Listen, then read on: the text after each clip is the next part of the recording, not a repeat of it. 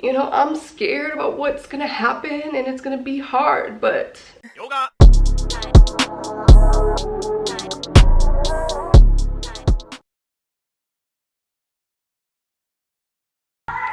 These boys are crazy. Travis is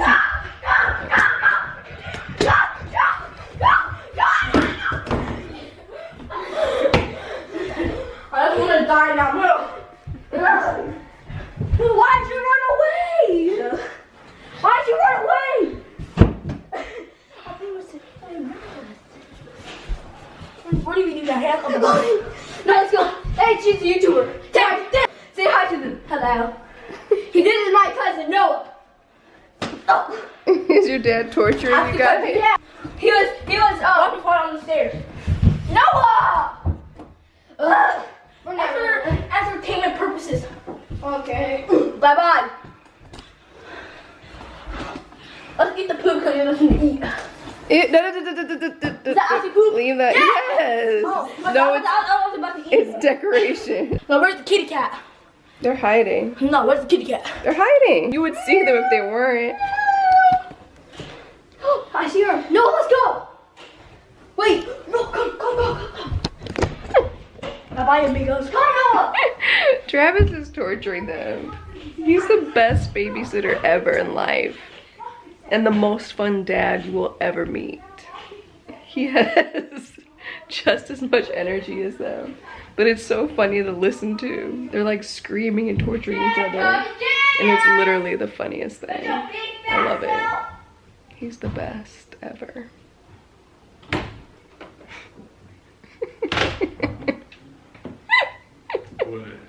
It's so hilarious listening to you guys.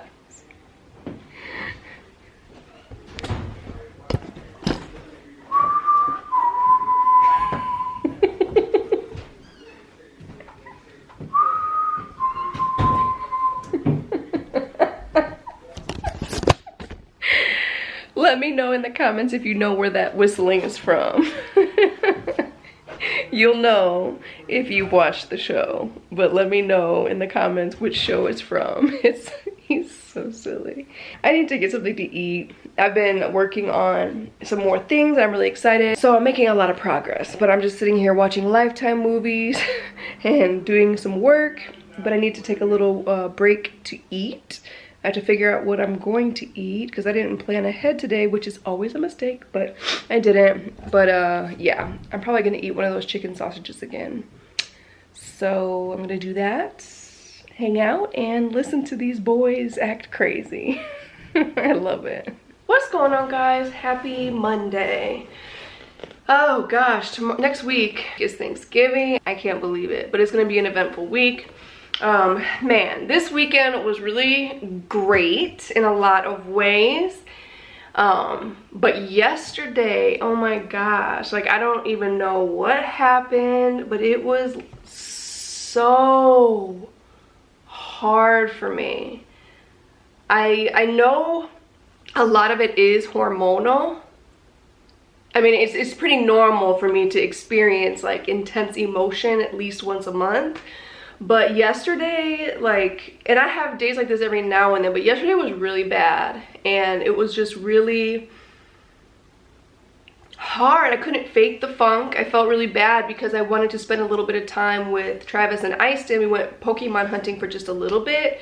But I don't know how to fake the funk. So I was just quiet and not as like ooey like I usually am. And Easton, when we got home, he was just so sweet. He's just like his dad.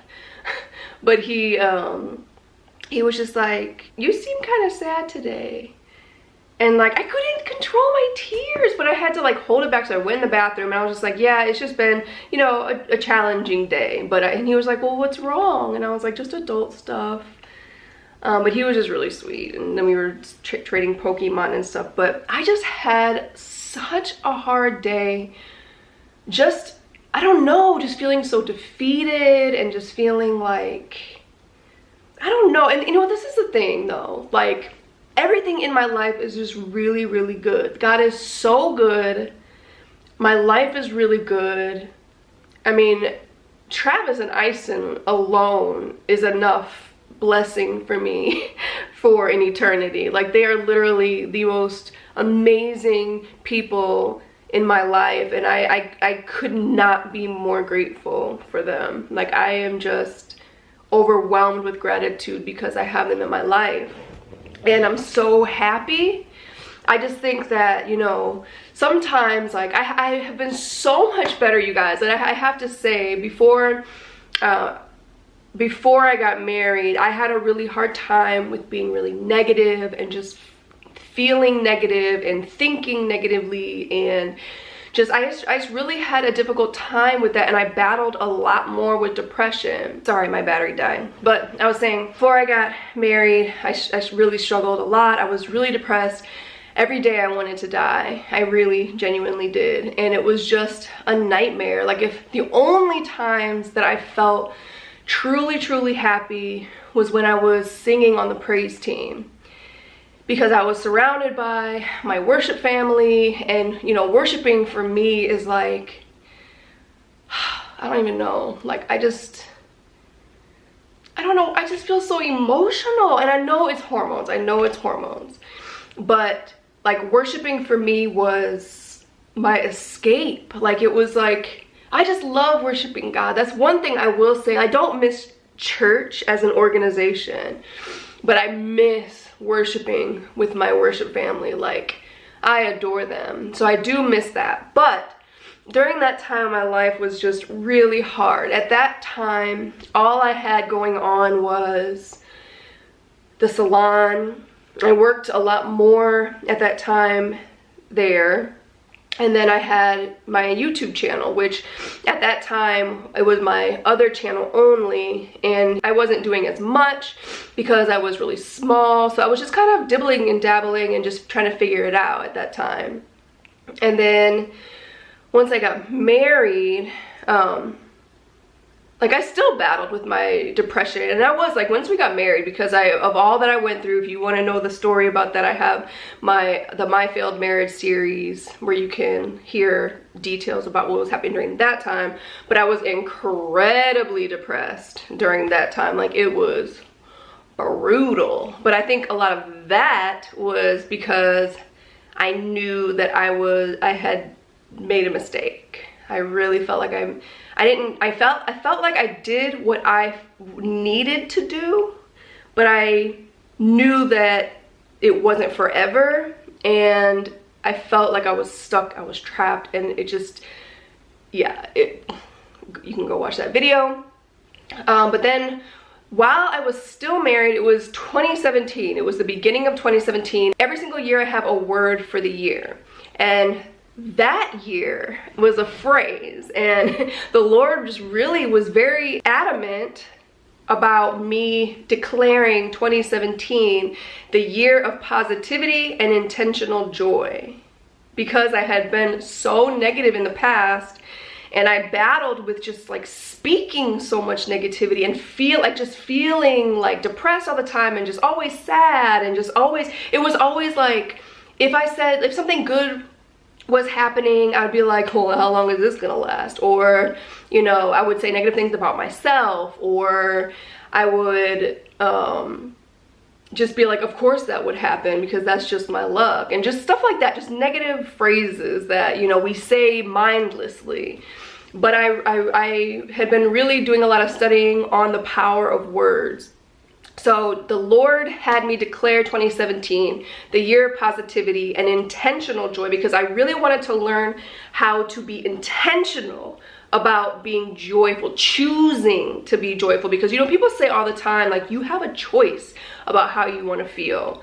And on one hand, I feel like I do have days where, like, I'm not choosing this, I'm just battling and I don't know how to get out of this, versus, you know, days like today where, you know, I'm still struggling, but I feel much better. Like, the days where I feel like I cannot control it, I just need to allow myself to be sad today, don't come very often anymore, whereas they used to be almost every day. But I really wanted to learn and exercise the ability to choose joy. So that was January of 2017. And let me see what happened. Late January is when I found out that my husband at the time was cheating on me. Or was it February? One of those. And I found that to be really funny. Not in a like haha way, but in like a are you serious way. And it is funny because, you know, I feel like that's, I don't want to say that that's what God does, but like it's kind of what God does. So I'm trying to really choose to be intentional about how I'm feeling. I'm really trying to choose joy over feeling negative. So it is kind of like God to put us in situations where, like, because it's easy to choose joy when everything is fine. It's easy to be happy when everything is going right. But when we're put in situations where we are being challenged, that's when the rubber meets the road. That's when you can truly exercise it. So I feel like 2017 was one of the hardest years of my life. Definitely one of the hardest years of my life, because I moved out in March. I found out he was cheating late January. I was already really depressed at that time, just trying to overcome it. Then I found out he was cheating on me, and then I moved out. So I found out he was cheating on me late January. February was a nightmare, and then I moved out in early March. And then from March all the way on, I'm like living, like I'm back where I started, living in this apartment alone. Thank God I had my little Buffy girl and my Peachy boy at the time, and then eventually Sparkles. But because honestly, like, I know that sounds ridiculous, but those babies, they're my saving grace. So I'm in this situation where, like, I literally am battling every single day to choose to think positively, to choose to find joy in moments of every single day. Otherwise, I'm going to lose it. And I will say that I'm super grateful that the Lord kind of broke down my legalistic perspective on antidepressants and mental health medication, because I will say, for me, and obviously this is not for everybody, but I fought it for 35 years. But for me, getting on an antidepressant changed my life. It really did. When I tell you that I wanted to die every single day, I literally mean I wanted to die every single day. I would cry all day long. I'd be okay. Earlier in the morning, I would go to the gym like super early, come home, maybe take a nap, because I didn't have anything else to do if I wasn't at the salon. Then I would have the whole day just to stew in my thoughts, and I was so depressed. And then it wasn't until like early evening that I started to feel better, and then I go to bed, and then here we go again. And it's gym, I'm happy in the gym. And then all day, just depressed, crying, wanting this to be over. And then I'm okay. And then, you know, it's just like, and the cycle repeats.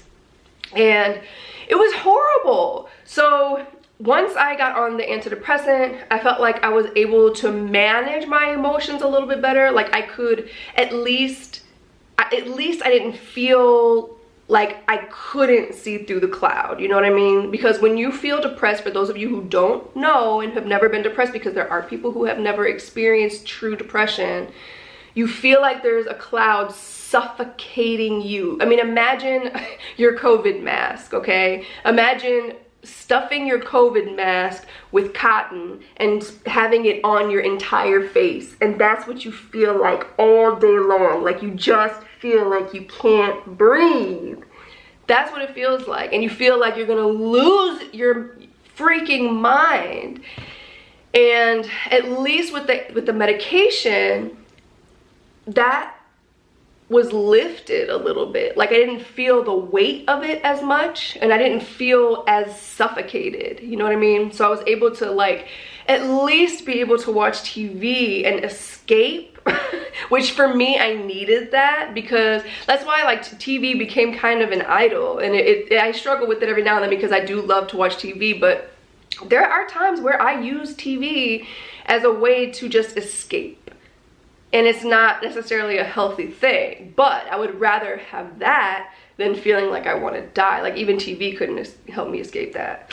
So just going through all that, like I've really learned and exercised my ability to choose joy. And I'm so proud of myself, you guys, for how far I've come, because I know you guys don't really know. I know I've changed a lot over these years. I've really changed a lot. And I know a lot of you have noticed it. I've lost subscribers, which is fine. Like, I don't want anybody to be here that doesn't belong here. Like, I am a true, firm believer that everybody that watches my channel watches me because they're supposed to be watching me. And anybody that doesn't watch my channel, it's just not the place for them, and that is okay because God is ultimately in control of this thing.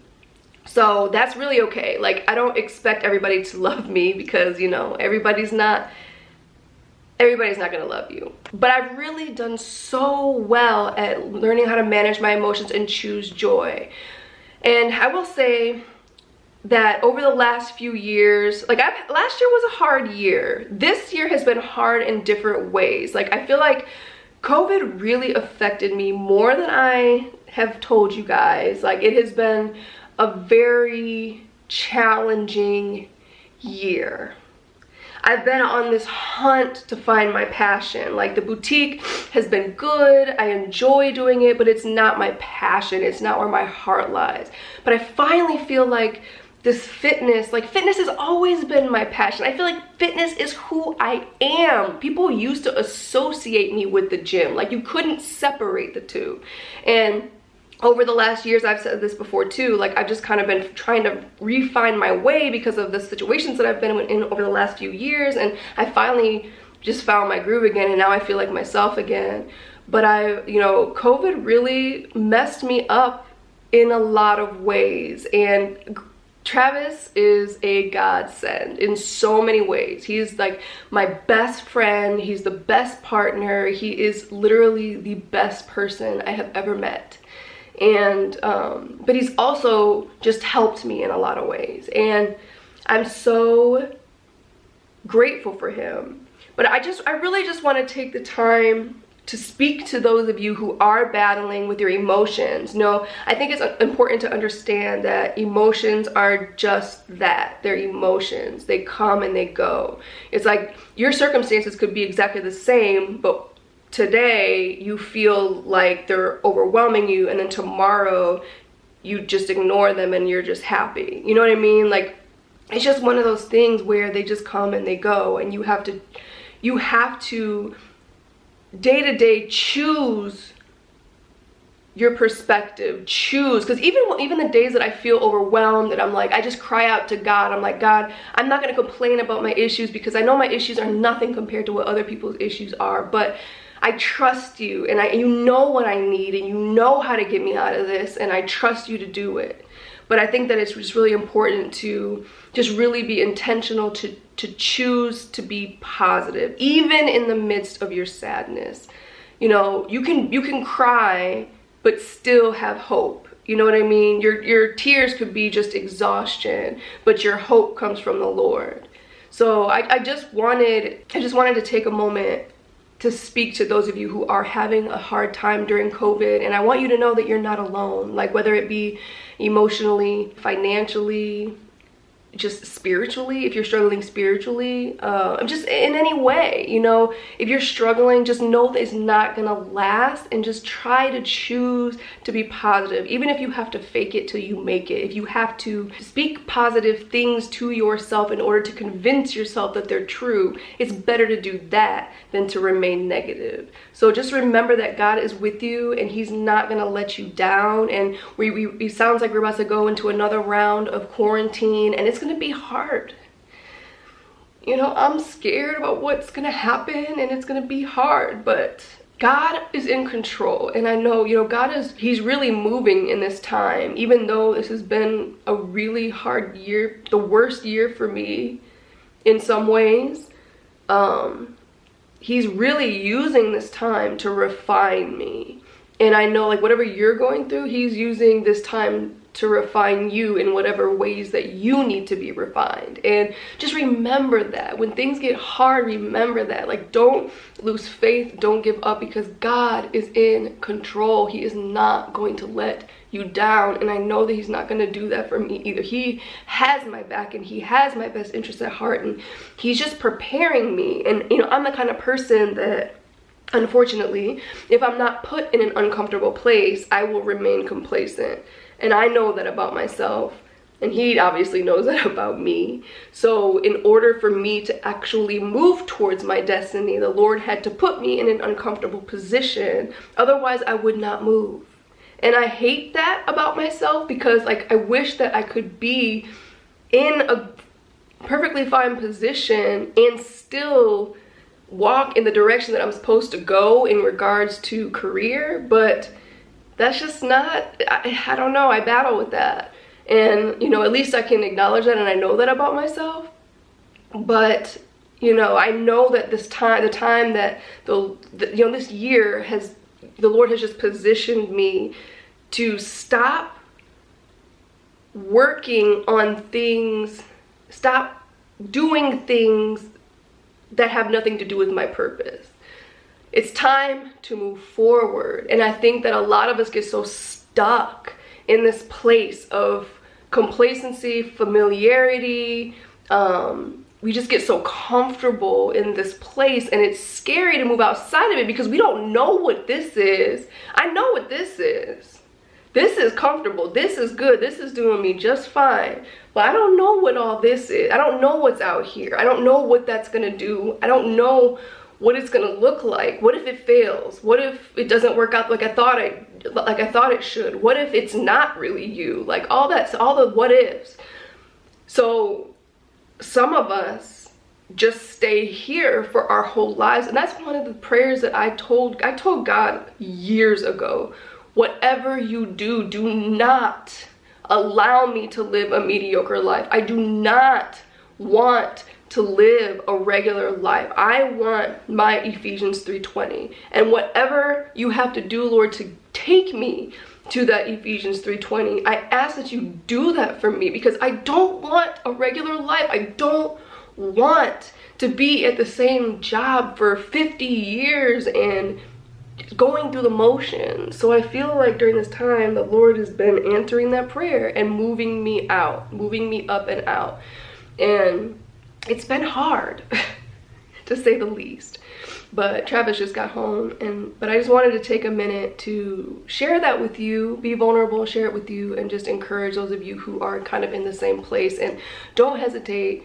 If there's anybody who is having a hard time, do not hesitate to message me. Like, that's one of the things that like I really want to do with my platform, is use it to help other people who are battling. You know, I want to be a support for you.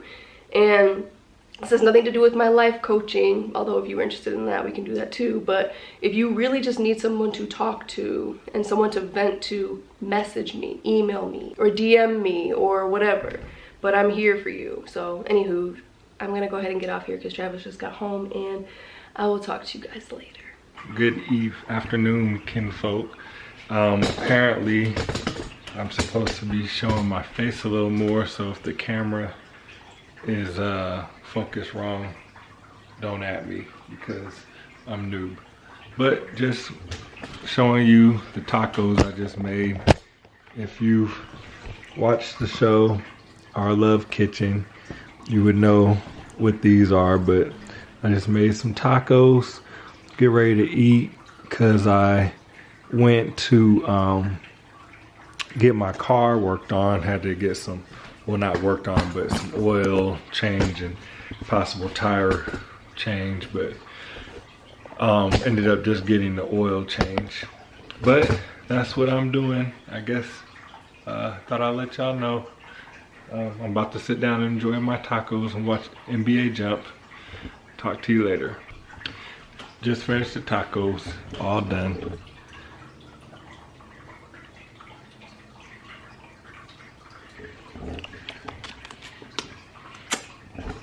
Hi, BTs. Where's my baby? Oh, look at that boy. Oh, Oh, these are my pumpkins. Oh, look at that boy. Hi, Parker. How's my sweet girl? Oh, she's so pretty. And my little Buffy girl. My little snuggle buddy. My girl. She likes to lay right by me.